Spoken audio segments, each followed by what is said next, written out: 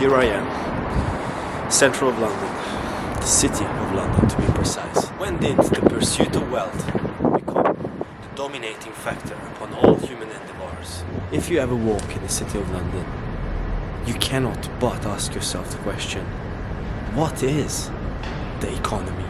What is capitalism precisely? Everyone talks about it. Everyone considers it as inherently part of our daily lives. These theoretical systems that have been put in place in order to guide and try to make sense the otherwise extremely chaotic financial systems of the world. I would like to believe that there is more to human existence than the struggle for monetary welfare. Let's see what we can learn. See you on the other side.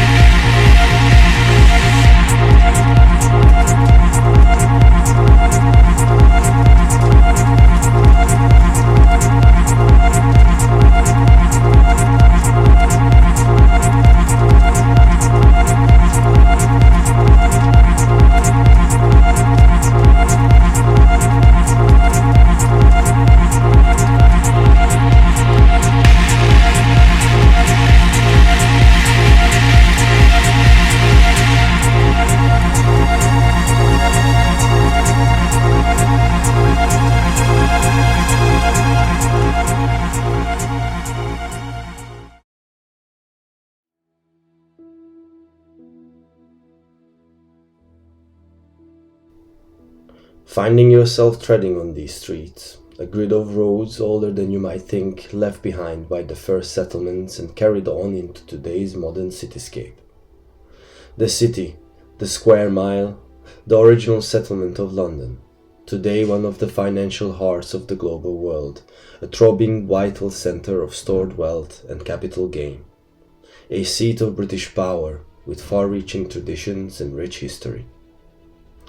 In pre-pandemic days, you would have come across a tumult of gloomy salarymen and women, employed by the myriad of institutions, banks, management consultancies, insurers, law firms, and all the other offshoots of the modern capitalist economy.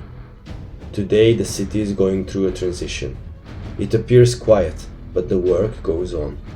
The bees of urban societies in pursuit of ever greater deals and ever increasing wealth, keeping the engines of economy running, but seemingly not in position to question the validity of the so-called economical practices.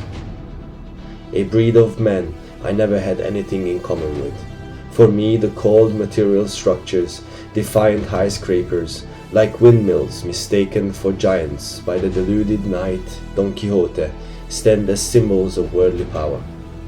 The oppressive tendency of greed, a leviathan feeding on the marvelous human potency, overfilling the endless corridors and boardrooms in all these buildings. But it's not just these people. We collectively allow greed to dominate and overrule our better tendencies. We are prey for the elusive forces of material progress. It's borderline futile to dare criticize the achievements of economic development. The allure of progress is so bright that it blinds us of certain fundamental problems. These problems preoccupy all of us in the privacy of our own mind. On a subconscious level, we all participate. As we go on with our daily lives, chasing the weekend joys and holiday breaks, we must wonder how did we get where we are, and what were the values we had to sacrifice in order to fit into this technologically advanced civilization. The economy is at the forefront of all decision making. The management of scarcity is present in all walks of life, from the self-centered individual to the family-centered to nation-states, in all complex social structures. It's impossible to disregard its influence on intellectual thought. Our cooperation depends on it. The intellectual pursuit of economic theory is quite new, relatively speaking, even though men and women were preoccupied with gain and exchange since the first time they organized themselves into communities. And so the history of economic thought is crucial to develop a perspective of human development and form a view upon our politics. Over the centuries, the accumulation of wealth enabled a larger and larger group of people to get out of the despicable trappings of poverty, but we realize now that it came with a price, and it wasn't always easy. In the feudalist systems of our old kingdoms, we had the nobility and priesthood prey on the rest of the population, and often the leaders practiced selfish cruelty. With the appearance of merchants and trade flourishing, the mercantilists of the Elizabethan age stole wealth under the banner of exploration and glory for the kingdoms. All Europe got on the train of scavenging new land, and some merchants grew their companies to serious positions of geopolitical power. The laissez-faire came too late, or perhaps offered narrow-minded solutions to the tremendous inequality of the French monarchy and its people. We faced revolutions and turmoil. Meanwhile, the forefather of economics, Adam Smith, was busy at work with his magnum opus, The Wealth of Nations. Britain was thriving, capitalism became the dicta of the day. Trade, gold, political power all mingled together into one messy lot, only to inspire a revolt that brought about a counter-movement in ideological systems. Arrived on the scene, the utopian socialist, the madman who dared dream along loftier goals to benefit the large number of destitute poor. Their ideals were noble, but their practical solutions all failed, as vanity and greed seemed to hold a deeper place in men's heart than the newfound communal cooperation. Eventually, these socialist ideas took on a more radical approach through the works of Marx and Engels, while the status quo led on its own visionaries, men like David Ricciardo, Thomas Malthus. Jevons and Marshall brought about neoclassical economic principles and established a broad theory that focuses on supply and demand, setting the archetype of the rational economic man who seeks the maximization of personal satisfaction. Meanwhile, our radical revolutionaries were plotting the overthrow of the bourgeoisie. The economic elite was to be replaced with the raw, unadulterated power of the masses. They chased away the Tsar and established the seat of proletariat in the backward land of Russia. A fatal mistake, as that huge landmass had not managed to develop its economy, and it was still mainly an agricultural ruler society. Marx himself considered communism as a stage of next development after capitalism.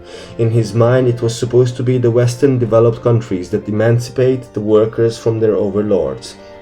But the Western world had nothing to do with it. Its universities were creating the mind of the future theoreticians, enabling the circumstances for the intellectual duel between the mathematical theorist freshly enamored by the allures of pure mathematics and economic thought, and the more cautious historical analyst skimming through records, only to eventually realize that both sides have legitimate points of view. The world was changing rapidly. Imperialism was crumbling. In America, the new promised land, the caste of robber barons attained riches beyond our wildest imagination, finding the American dominance still prevalent. The giant of economic theory, Keynes, while socializing with the cream of the Bloomsbury Group, gained control for decades of government policies. Government intervention was necessary, fiscal policy and tax cuts were introduced. Wars became profitable, saved millions from destitution that was caused by the mysterious tendency to pursue ever greater heights of wealth with as little consideration for the world as possible. The Great Depression passed into the winter of the Great War. We repeat the textbook's history too confidently, forgetting the winning side always writes them, and tend to leave out their own mistakes and questionable actions from the records. Tremendous amount of lives were lost, but regardless, the survivors created the generation of the baby boomers. They were born into and lived through a relative golden age of economic progress. The fascination with growth and rebuilding was renewed and pompously celebrated. But all good stories come eventually to an end, especially if behind all that growth there is no moral and ethical development. The 70s brought about a slowing economy. Inflation was crippling nations. Britain faced the gloomy winter when the pound was devalued, largely thanks to the new breed of speculators. After decades of government regulations, Friedman was preaching free markets with no oversight. He believed that markets should govern society, and so the too large to fail systems were about to be born. The 80s and 90s was all about getting rich. It was always the case. But now we had tools never dreamt of. The internet and the development in telecommunication brought about the globalized world. Hedge funds went wild speculating. Wealth was accumulating until bubbles burst, one after another. Our nations, with their bipolar tendencies, juggling characteristics of insatiable greed and collective responsibility, eventually built welfare systems where they could, modernized infrastructure where there was corporate interest, and new industries implementing the technological innovations were offering jobs, often with dramatic cost for our environment. Specialized and state-controlled education became widely accessible. Yes, we live in better conditions, but the chains have not been broken. They have been transmuted. Behavioral economists and marketing agents carefully analyze all the data we care to share, and they have mastered the method to prolong the vision and dream that material progress is the only progress, and it will last forever.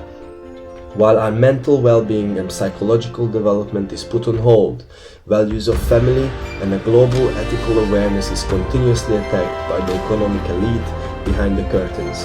Depressions, recessions, betrayals, heartbreaks, destruction of the ecosystem, and alienation of human nature from its intrinsic role to develop into planetary guardians of all that is valuable is still to come. But we are giants, gods, demigods and heroes, to evoke the spirit of Hellenic thought. I say be patient, but don't be lazy to do what you must.